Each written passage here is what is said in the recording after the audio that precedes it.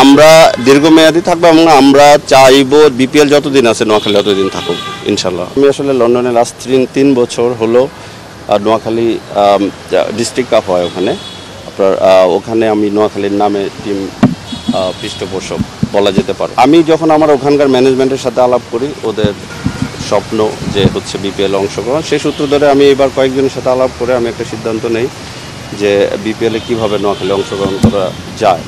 তো আমি application ready করি ইনিশিয়ালি, এটা আগের যে ওদের অ্যাপ্লিকেশন যে ফরম্যাট সে অনুযায়ী।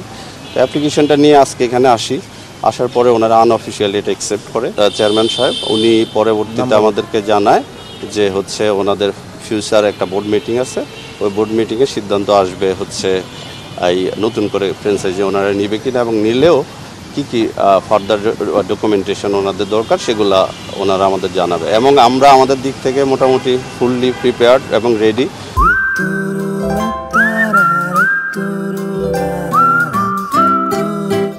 হচ্ছে যে ডকুমেন্টেশনগুলো নর্মালি লাগে এগুলো আমাদের বেসিক একটা আগের জানা আছে, এগুলো আমরা রেডি করে রেখে দিছি। তো আমরা আশা করি হচ্ছে যে আমরা পজিটিভলি আমাদের অ্যাপ্লিকেশনটা ওনারা অ্যাকসেপ্ট করবে এবং নোয়াখালী মানুষের আশা পূরণ করবে। একটা বছরে হয়তো বিপিএলের ইমেজ নষ্ট হয়েছে কিনা এই বিষয়গুলো দিয়ে পুরো বিপিএলটাকে তো জাজমেন্ট করা যায় না। এটা হচ্ছে বাংলাদেশের সর্বোচ্চ আমি মনে করি ক্রিকেটের বড় টুর্নামেন্ট, সবচেয়ে বড় ইভেন্ট।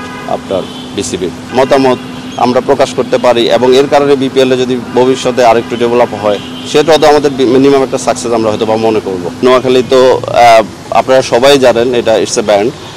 আর আমি নিজে যেহেতু ক্রিকেট ম্যানেজমেন্টের সাথে আছি, কিছু এক্স প্লেয়ার তারা আমাকে জানে, আমি লন্ডনে ওনাদেরকে আমার টিমে খেলিয়েছি।